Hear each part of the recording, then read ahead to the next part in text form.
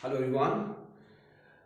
कल मैंने सुना कि हमारे रामपुर के नज़दीक ही मशनू में कहीं पे बिजली गिरी और दो नेपाली युवक उनको अपनी जान से हाथ धोना पड़ा।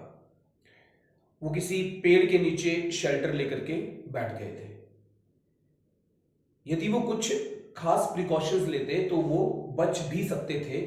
तो इसलिए मैंने आज का जो ये वीडियो बनाया है ये पूरी तरह से हिंदी में एक्सप्लेन करने वाला हूं ताकि सभी जनता तक ये पहुंच सके। और इसमें मैं आपको बताने वाला हूं कि आसमानी बिजली होती क्या है और यदि आसमानी बिजली कड़क रही है तो आपको उससे बचना कैसे है।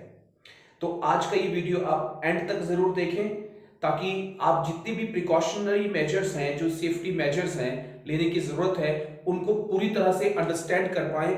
और प्लीज वीडियो को शेयर करें ताकि ये कंटेंट मैक्सिमम लोगों तक पहुंच पाए। तो शुरू करते हैं आज का वीडियो। और इसमें कुछ डायग्राम्स के थ्रू आपको दिखाना चाहता हूं कि आसमानी बिजली जब गिरती है तो वो कितने भयानक तरीके से गिरती है। आपके सामने है कि देखिए इसका जो पाथ जा रहा है हमारे पास वो जिगजैग पाथ है। हर तरफ को यहां इसमें भी देख सकते हैं आप कि इसका जिगजैग पाथ है इस तरीके से। ये इतनी जबरदस्त एनर्जी आती कहां से है?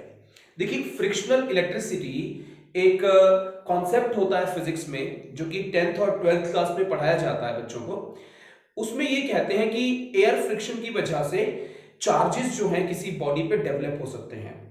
आप लोगों ने फ्रिक्शनल इलेक्ट्रिसिटी को अनुभव भी किया होगा जब कभी कार से उतरते हैं और कभी दरवाजे का कोना आप टच कर लें तो एक स्पार्क सा महसूस होता है।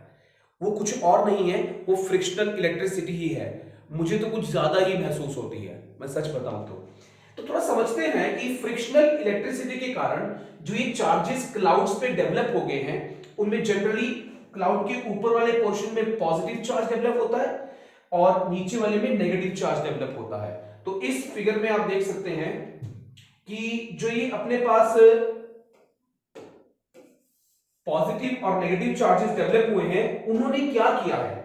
देखिए ये अर्थ के ऊपर हमारे पास पेड़ भी हैं, घर भी हैं, राइट। हम यहां पे कोई इंसान भी बना लेते हैं जो यहां पे खड़ा हुआ है, ठीक है। इन सभी के ऊपर इंडक्शन की वजह से पॉजिटिव चार्ज जो है वो क्रिएट हो जाता है। इंडक्शन की वजह से पॉजिटिव चार्ज क्रिएट हो जाता है।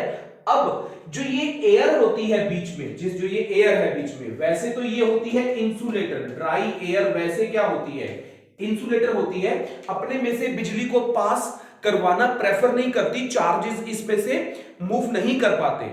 लेकिन जब पोटेंशियल डिफरेंस बहुत हाई हो, वेरी हाई पोटेंशियल डिफरेंस से इस पर्टिकुलर मीडियम का डाइलेक्ट्रिक ब्रेकडाउन हो सकता है। तो आपको मालूम है कितना पोटेंशियल डिफरेंस यहां प्रोड्यूस हो रहा है? 1 बिलियन वोल्ट का पोटेंशियल डिफरेंस प्रोड्यूस होता है जनरली। तो ये जो 1 बिलियन वोल्ट का पोटेंशियल डिफरेंस है इसे कैसे समझेंगे हम? ये कितना है? ये इतना है कि ये 3 महीने तक 100 वाट के बल्ब को लगातार जला के रख सकता है। तो इतना हाई एनर्जी जो है एक साथ गिर जाती है आकर के। अब जो ऑब्जेक्ट्स हमारे पास अर्थ पे हैं उनमें से किस पे जाकर के गिरनी है वो कुछ चीजें निर्धारित करती हैं। हम पे आके ना गिरे उसके लिए क्या करना है वो सब हम इस पर्टिकुलर टॉपिक में डिस्कस करने वाले हैं। देखिए ऐसा माना जाता है कि कहीं ना कहीं पूरे विश्व में हर 1 मिनट में 48 बार बिजली गिरती है।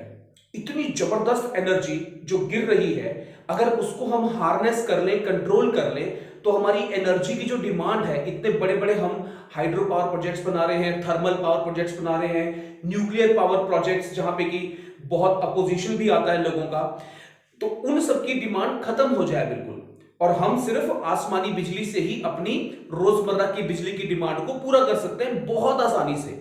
लेकिन ऐसी मशीन बनाने के लिए कहा जाता है कि करीब करीब 90 ट्रिलियन डॉलर की आवश्यकता होगी, जो कि वर्ल्ड की पूरी इकोनॉमी से भी ऊपर का पैसा है।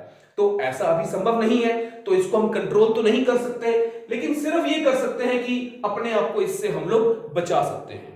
अब देखिए क्या होता है, जब भी आसमानी बिजली गिरेगी वो अपने लिए इजीएस्ट पाथ फॉलो करवाती है। चार्ज जो होता है जब वो फ्लो करता है तो ये फ्लो करने के लिए हमेशा इजीएस्ट पाथ फॉलो करता है।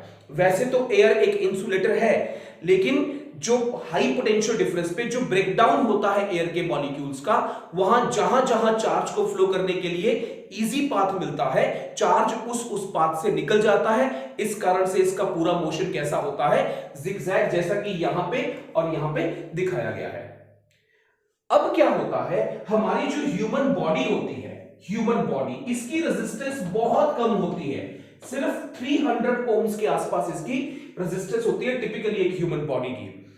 अब इतनी कम रेजिस्टेंस वाली बॉडी है, अगर ऊपर से आसमानी बिजली गिरेगी तो उसके ऊपर जो है गिरना उसका तय है। अगर वो खड़ा हुआ है, अगर कोई पर्सन जो है वो खड़ा हुआ है, तो आसमानी बिजली गिरने के चांसेस उसके ऊपर बहुत ज्यादा हैं। वैसे तो हम ये मानते हैं कि कंडक्टर जो होगा ह्यूमन बॉडी, अगर आसमानी बिजली उसमें से गुजरेगी तो वो उसको ब्लास्ट कर देगी। ऐसे भी कुछ चांसेस हुए हैं जहां पे कि कुछ लोगों के ऊपर आसमानी बिजली गिरी और वो बच गए, उनकी बॉडी में मेजर बर्न्स तो आए, लेकिन उनके ऑर्गन्स, जो उनके वाइटल ऑर्गन्स हैं, उनको नुकसान नहीं हुआ। उसका भी आपको रीजन यहां पे एक्सप्लेन करूंगा मैं थोड़ी देर में। तो अब कुल मिलाकर के हमें ये बात समझ में आ गई कि जो क्लाउड्स है, बादल है, उनमें चार्जिंग हो गई, बहुत हाई पोटेंशियल डिफरेंस हो गया, बिजली कड़क के गिरी, कभी तो बादलों और बादलों के बीच में गिरती है, कभी बादलों से अर्थ पे भी आ जाती है। अर्थ जो है ये बहुत बड़ा सिंक ऑफ चार्ज है, it's a huge sink of charge. इसमें कितना भी चार्ज डालते जाओ कोई फर्क ही नहीं पड़ता, इतना बड़ा सिंक हमारा जो अर्थ है चार्ज का है। तो अगली स्लाइड पे आते हैं और समझते हैं कि क्या क्या हमें नहीं करना है, क्योंकि मेन बात तो यहाँ पे कोई ये साइंटिफिक लेक्चर तो आज मैं नहीं दे रहा हूं। मुद्दे की बात यह है कि हमें किन चीजों से बचना है।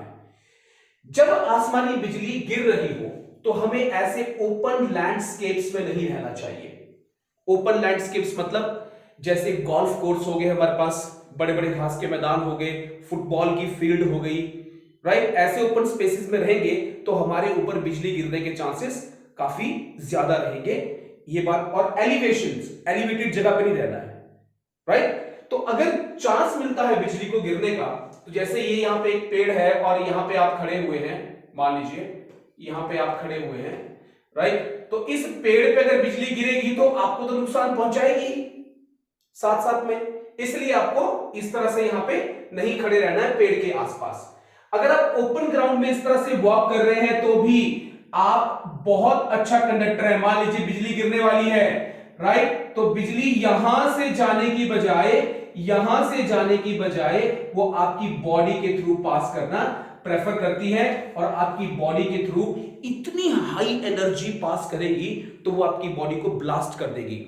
जब बिजली कड़कती है तो बिजली के कड़कने से जो मॉलिक्यूल्स के थ्रू डिस्चार्ज होता है चार्ज का, उसमें इतना हाई हीट होती है कि जितना टेम्परेचर जो हमारा सूर्य है उसमें जो सरफेस टेम्परेचर है उसका 5 गुना टेम्परेचर जो है यहां पे प्रोड्यूस हो जाता है। और इतना टेम्परेचर काफी है एक बंदे को एशिज में बर्न करने के लिए।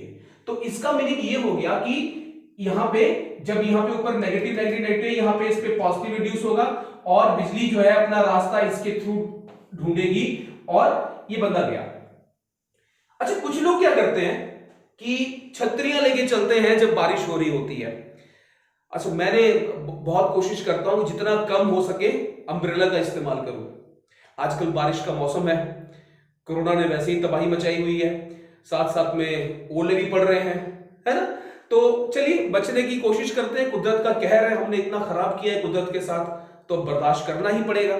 तो अब देखिए ये औरत जो है ये अम्ब्रेला लेके जा रही है, छाता इसने पकड़ा हुआ है। इस छाते की जो ये टिप है ये कैसी है, ये है पॉइंटेड।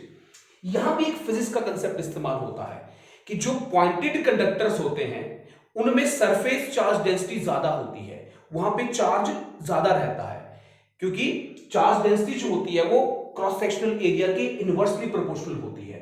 अब क्या होगा, अगर बिजली यहां गिरने वाली होगी तो वो यहां की बजाय यहां गिर जाएगी, क्योंकि इसको इसके थ्रू इजी पाथ मिल रहा है। ऊपर से ये मेटलिक रॉड है जो इसने पकड़ी हुई है लेडी ने, ऊपर से ये लेडी खुद कंडक्टर है, ये अपने इजी पाथ दे रही है। तो एक छाता जिस लेडी ने पकड़ा हुआ है, चाहे जेंट्स है फॉर दैट मैटर, है ना, ऐसा कुछ नहीं है, बहनों की पूरी इज्जत है, जिसने छाता पकड़ा हुआ है, जिसका एंड पॉइंटेड है, उस एंड पे बिजली गिरने के चांसेस कंपैरेटिवली ज्यादा हैं। अगर थंडर स्ट्रॉन्ग हो रहा है, आपको आवाजें सुनाई दे रही हैं, तो कोशिश करो कि पॉइंटेड एंड वाला छाता आपने ना पकड़ा हुआ हो। और अगर आपको बचना है इससे, मान लीजिए आप ओपन ग्राउंड में कहीं पे इस तरह फंस चुके हैं, कोई ऑप्शन नहीं है आपके पास, तो आपके पास बेस्ट पोजीशन होती है ये, आपको नीचे बैठ जाना है, दोनों हाथ फोल्ड कर देने हैं, अपना सर जो है इसके बीच में रखना है। ऐसा करने से आप जो है इन पेड़ों के कंपैरिजन में, पेड़ों से दूर जाना आपने, पहली बात तो ये है, पेड़ों के आसपास नहीं रहना है, बिकॉज वो ऊंचे ऑब्जेक्ट होते हैं, और जो ऊंचे ऑब्जेक्ट होते हैं उन पे बिजली गिरने के चांसेस क्या होते हैं, ज्यादा होते हैं। तो अगर आप अपने आप को सबसे नीचे का ऑब्जेक्ट बना दोगे तो बचने के चांसेस आपके बढ़ जाएंगे। कुछ लोग सोचते हैं कि अगर नीचे का ऑब्जेक्ट बनाना है तो बेटर है कि लेट ही जाते हैं, इसमें लेट गए जमीन पे। अब लेटने का भी एक नुकसान है, जब बिजली गिरती है, बिजली गिरने के बाद जो उसके चार्जेस का डिस्ट्रीब्यूशन होता है अर्थ के ऊपर, वो डिस्ट्रीब्यूशन के कारण जो चार्जेस हैं वो आपके वाइटल ऑर्गन में से फ्लो कर सकते हैं। अगर आप पूरे जमीन पे यूं लेटे हुए हैं, इस तरह से लेटे हुए हैं, तो ये आपके पूरी बॉडी के थ्रू जाएगा। लेकिन जब आप इस तरह से बैठे होते हैं, जैसे कि यहां पे दिखाया हुआ है, अगर सर्ज करंट आती भी है मान लो, तो वो इसके इस पैर से होते हुए, यहां से होते हुए, और इस गोडे से होते हुए, इस पैर से होते हुए वापस चल जाती है अर्थ में, और आपके जो वाइटल ऑर्गन्स है वो बच जाते हैं। तो मतलब इस तरह से आपके बचने के चांसेस सबसे ज्यादा हैं। तो कहने का मतलब है कि वैसे तो आपको ओपन ग्राउंड में होना ही नहीं चाहिए जब बिजली गिर रही हो, पर अगर आप हैं तो आप अपने आप को बचा सकते हैं। अच्छा, बिजली गिरने से पहले क्या होता है आपको पता लगना चाहिए कि आपके जो बाल है ना वो उठने शुरू हो जाते हैं। एक वो शॉक लगा ऐड आती थी हैवल्स की शायद मे बी, तो उसमें दिखाते हैं कि टीचर घर पे आता है और उसके बाल खड़े हो जाते हैं, है ना। तो उस तरह के आपके बाल हल्के से खड़े हो जाते हैं अगर बिजली आपके आसपास कहीं गिरने वाली हो। वो है इंडक्शन की वजह से, जो चार्जेस आपकी बॉडी में इंड्यूस होते हैं। अगली स्लाइड पे आते हैं। अब देखिए क्या करना है क्या नहीं करना है। देखिए एक बड़ी इंपॉर्टेंट यहां पे बात कही है कि take shelter under small trees if you are in forest. अगर आप फॉरेस्ट में है, ये बड़ा पेड़ है और ये छोटा पेड़ है, अगर आपको शेल्टर लेने की मजबूरी है भी, तो भी आपने छोटे पेड़ के नीचे शेल्टर लेना है, सो दैट बिजली गिरे तो बड़े पेड़ पे गिरे और आप वहां पे बच जाए, राइट। सबसे ज्यादा सेफ तो आप अपने घर के अंदर ही हैं जब बिजली गिर रही हो। लेकिन जब बिजली गिर रही हो तो एक काम जरूर करना है कि घर की खिड़कियां जो है वो बंद रहनी चाहिए बेटा, वो खुली नहीं होनी चाहिए, ठीक है। और ओपन स्पेसेस जैसे open tractor, open bike, car जिसके शीशे खुले हुए हो, ये भी रिस्की है। शीशे अगर आप कार के अंदर हैं तो आप कंपैरेटिवली सेफर है। यहां पे काटा हुआ है, इसको भी यहां नहीं बैठना है, ये इसने इस सेंस में काटा है कि इसके शीशे खुले हुए हैं। अगर आप कार के अंदर भी बैठे हुए हैं तो आपको अपने शीशे बंद रखने हैं, जिससे कि कार जो है एक हॉलो कंडक्टर की तरह बिहेव करे, और एक हॉलो कंडक्टर के अंदर से इलेक्ट्रिक फील्ड पास नहीं होती है, वो सरफेस से निकल के जमीन में चली जाएगी, तब आप इसमें कंप्लीटली सेफ हो पाएंगे। तो आपका घर तो सेफेस्ट है। जब बिजली कड़क रही हो, आसमानी बिजली जब कड़क रही हो बेटा, तो आपने पानी को तो नहीं छूना है जो नल से पानी आ रहा है, नहाना नहीं है, स्विमिंग पूल में है तो वहां से बाहर निकल जाना है, हाथ नहीं धोने हैं नलके में से, क्योंकि वाटर और जो पाइप्स वाटर को कैरी कर रही है वो मेटल की बनी होती है, और मेटल की बनी हुई pipes of course they can carry current, और आपको भी वो हाथ में करंट लग सकता है। और देखिए यहां पे एक अच्छी बात बोली है कि आपने जो ये पाइप्स हैं, ये पाइप्स जो पानी की पाइप्स आ रही हैं, ये पाइप्स आपने नहीं छूनी है। जिस वक्त बिजली कड़क रही होती है आपने कोई पाइप नहीं छूनी है। बिजली कड़कते हुए एटमॉस्फेरिक इलेक्ट्रिसिटी में इतनी हाई एनर्जी का डिस्चार्ज होता है कि अगर आप इसको छुएंगे भी तो आपको कई गुना करंट लगेगा उस करंट से जो नॉर्मली आप एक्सपीरियंस करते हो झटका लगने पे। तो करंट का जो लेवल है वो बहुत ज्यादा होता है। ये तो मैं आपको ऑलरेडी एक्सप्लेन कर चुका हूं कि this is the best position to sit, और वायर्ड टेलीफोन इस्तेमाल नहीं करना आपने। अब जो टेलीफोन के खंबे होते हैं या बिजली के खंबे होते हैं, उन पे भी बिजली गिरना लाइकली होता है, चांसेस काफी हाई है कि बिजली उन पे गिरे। तो वायर्ड टेलीफोन का इस्तेमाल आपने अवॉइड करना है, इन्फैक्ट करना ही नहीं है, राइट, जब बिजली गिरती है। तो अगले पॉइंट पे आते हैं। चलिए जी, कहां कहां से आपने बचना है? देखिए, इस तरह की मेटेलिक मैशेज से आपने बचना है, बिकॉज बिजली जब गिरेगी, जब उसका करंट डिस्ट्रीब्यूट होगा सारे में जमीन पे आने के बाद, तो इस तरह की मेटेलिक जो हमारे पास मैशेज है, it gives the charge an easier path to flow.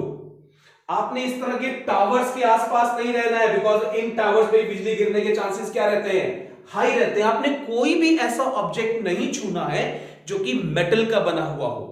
Metallic objects, even small machines जो होती हैं, आपने उससे भी दूर रहना है।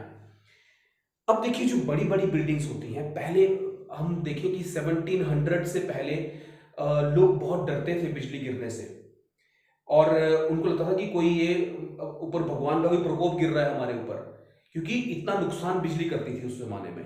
अब हमें पता लग चुका है काफी हद तक कि बिजली अगर मान लीजिए गिर भी रही है तो हमें उससे कैसे बचना है। जो अगर मैं 4-5 बिल्डिंग्स की बात करूं या पेड़ की बात करूं, जो सबसे ऊंची चीज रहेगी उसके ऊपर बिजली गिरने के चांसेस सबसे ज्यादा रहेंगे। तो हाई राइज जो बिल्डिंग्स होती हैं, उनमें कैसे हम लोग अपने आप को बचा सकते हैं, उसका एक तरीका जो है बेंजामिन फ्रैंकलिन ने 1752 में निकाला। उन्होंने कहा कि एक लाइटनिंग कंडक्टर जो होता है, लाइटनिंग रॉड इसे कहते हैं हम, उसको हम इस्तेमाल कर सकते हैं व्हाइल कंस्ट्रक्टिंग अ हाउस। एक बड़ी ऊंची बिल्डिंग बनाते हुए हम इसका भी इस्तेमाल करते हैं। ये कुछ इस तरह से होता है, यहां पे एग्जैक्ट दिखाया गया आपको। देखिए, ये है हमारे पास lightning conductor, this is a light, बहुत पॉइंटेड एंड होता है। इस पॉइंटेड एंड के कारण यहाँ पे सरफेस चार्ज डेंसिटी ज्यादा होती है, एकदम हैवी सरफेस चार्ज डेंसिटी यहाँ पे होती है, और अगर बिजली गिरनी है तो इसके ऊपर गिरती है। और इसको हम लोगों ने कनेक्ट कर दिया होता है थिक कॉपर वायर के साथ अर्थ में।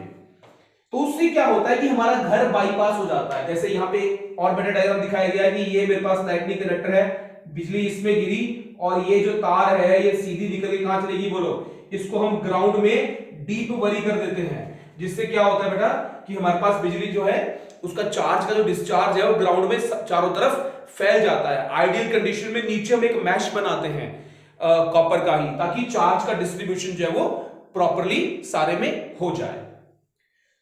अच्छा, ऐसा भी हुआ एक बार कि यूएस में एक लेडी के ऊपर बिजली गिरी और बच गई, बिल्कुल बिजली गिरी बच गई। तो उस दिन क्या हुआ, उन्होंने साइंटिस्ट ने क्या पाया, जब उसका ऑब्जर्वेशन फर्दर किया गया, उन्होंने पाया कि लेडी के ऊपर जब बिजली गिरी तो वो लेडी पूरी तरह से भीगी हुई थी पानी में। बरसात में भीगना अच्छा है, पानी में भीगना, जब थंडर स्टॉर्म चल रहे हो तो पानी में भीगना अच्छा है, राइट। हम बच्चों को बोलते हैं बीमार हो जाओगे, अगर बाहर है नहीं तो भीग जाओ। मेरा तो ये मानना है कि अगर बिजली गिरेगी भी मान लो तो बचने के कम से कम चांस तो रहेंगे। होता क्या है कि हमारी बॉडी में नमक तो होता ही है, पता ही हमें, हमारी स्किन पे जब पानी हमारी बॉडी पे गिरता है, पसीने पे गिरता है, तो होता क्या है कि जो ये आयंस होते हैं, पानी एक बहुत अच्छा सॉल्वेंट होता है, वो हमारे पास क्रिस्टल को आयंस में तोड़ देता है। तो हमारी बॉडी का सरफेस जो होता है उसके थ्रू जब हमारे पे बिजली गिरेगी मान लो यहाँ पे, तो हमारी बॉडी के थ्रू जाने के बजाय हमारी बॉडी के सरफेस से चली जाएगी और हम अंदर से तो बच जाएंगे। बॉडी में मेजर बर्न्स आएंगे लेकिन हमारी बॉडी जो है वो अंदर के तौर पे बच जाएगी, मतलब जिंदा रहेंगे। That is more important, right. तो कुल मिलाकर के इस पर्टिकुलर सेशन के माध्यम से मैं आपको यह बात बताने की कोशिश कर रहा हूं कि अगर बिजली कड़क रही है, थंडरस्टॉर्म्स आ रहे हैं, तो आपको पहली कंडीशन में तो बाहर ओपन में होना ही नहीं है। अच्छा, इतनी जोर की आवाज आती है, बचपन में मैं बहुत डर जाया करता था कि जब जोर से आवाज आए डर जाना। जब आगे कॉन्सेप्ट पढ़े तो समझ में आई बात की अगर बिजली आपके ऊपर गिरनी होगी तो गिर चुकी होगी, आवाज तो उसके बाद आती है, क्योंकि जो लाइट की स्पीड है वो काफी ज्यादा होती है एज कंपेयर टू साउंड।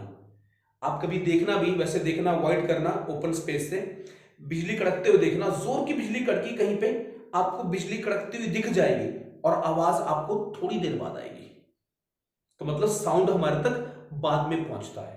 ये जो साउंड पैदा होता है इसके पीछे भी एक लंबी चौड़ी कहानी है साइंटिफिकली, बिकॉज जो इतनी हीट प्रोड्यूस होती है, जो एनर्जी है, वो हीट में, लाइट में और साउंड में 3 फॉर्म्स में कन्वर्ट होती है, राइट। जो इतनी हीट पैदा होती है उससे क्या होता है कि जो आसपास के एयर मॉलिक्यूल्स हैं उन पे एक रैपिड प्रेशर लगता है और प्रेशर के कारण ही साउंड प्रोड्यूस होता है। प्रेशर की वेरिएशंस है sound, compressions and rarefactions, scientific student समझ पाएंगे इस बात को अच्छे से। तो इतनी ज्यादा जो हमारे पास थंडरिंग नॉइस हमें सुनाई देती है, इट इज बिकॉज कि एयर रैपिडली जो है वो पुश होती है एक जगह से। तो कहने का मतलब ये हुआ कि लाइट, साउंड और हीट की फॉर्म में जो एनर्जी है वो आसमान से आती हुई बिजली अपने साथ कैरी करती है। आई होप कि जो सारी इंफॉर्मेशन मैंने आपको आज दी है ये आपको और आपके जो बिलव्ड लोग हैं उनको बिजली से बचाने में बहुत हेल्प करेगी। Please follow these instructions carefully, as ये सारी की सारी इंस्ट्रक्शंस जो है साइंटिफिकली प्रूवन है। राइट, टीचर हूं तो बीच बीच में इंग्लिश निकल आती है ना। तो मैं कोशिश करूंगा अगली बार भी जब ऐसा कोई आपको नॉलेजेबल वीडियो दूं तो सभी की समझ में आए, आम जनता तक पहुंचे वीडियो। उसके लिए जरूरी है कि वीडियो थोड़ा सा हमारी अपनी लोकल लैंग्वेज में हो। राइट, तो आज के लिए इतना ही। Hope you like the video. Please share this video to one and all so that everyone is safe from the atmospheric electricity. Thank you so much. Enjoy yourself. Please stay at home. Be safe from the deadly pandemic called COVID-19. I wish you all the best. Thank you so much.